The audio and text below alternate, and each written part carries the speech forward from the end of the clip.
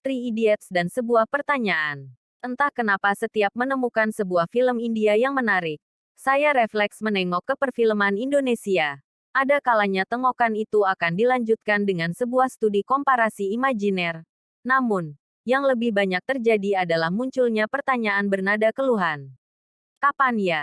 Ketika pertama kali menonton Lagaan, saya langsung teringat pada dua film perjuangan kita yang pernah tenar, Naga Bonar dan Cut Nyadin.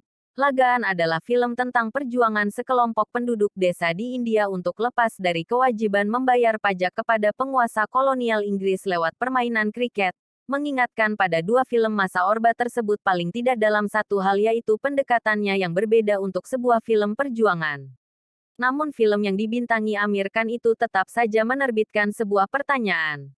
Kapan Indonesia bisa bikin film perjuangan tanpa melibatkan keris dan bedil?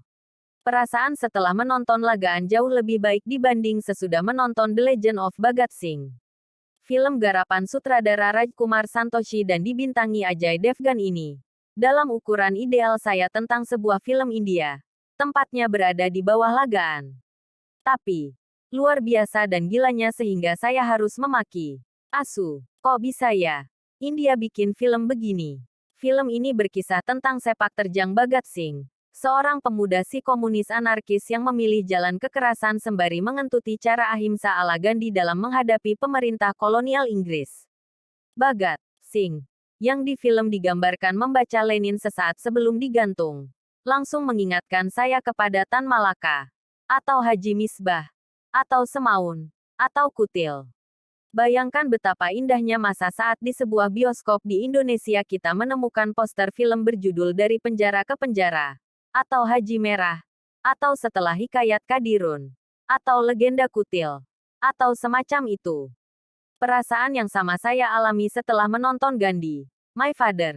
Film ini membikin ngantuk karena bertele-tele, tidak fokus, dan terlalu banyak maunya. Tapi film yang diproduseri Anil Kapoor ini mengangkat hal yang mencengangkan tentang Mahatma Gandhi. Dari Gandhi, My Father, saya baru tahu bahwa di balik kesuksesan Gandhi menjadi sosok bapak paling ideal bagi seluruh umat manusia.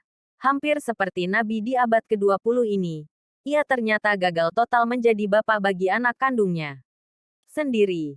Harilal, jangan bayangkan kegagalan itu soal kegagalan seperti pada Nehru, yang sukses mengader anak dan keturunannya menjadi pemimpin-pemimpin India berikutnya. Dalam film itu diperlihatkan Gandhi bahkan gagal menjadikan Harilal, anak sulungnya, sekadar sebagai orang baik. Gandhi tampak tak berdaya menghadapi pembangkangan Harilal yang pindah-pindah agama semau-maunya, berutang sembarangan, hingga mabuk-mabukan sampai akhir hidupnya. Edan. Bukan. Sekarang.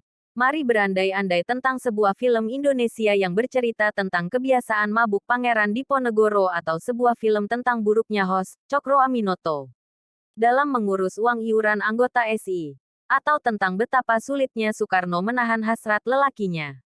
Maka, lagi-lagi saya tak punya kata lain selain pertanyaan setengah putus asa.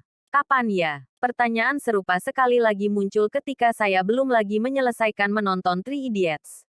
Ini bukan film terbaik atau bahkan bukan film India terbaik yang pernah saya tonton. Tapi, yang jelas, seperti deretan film India yang telah saya daftar sebelumnya, film ini sukses membuat saya tercengang untuk kemudian bertanya, kapan Indonesia bisa bikin film kayak begini?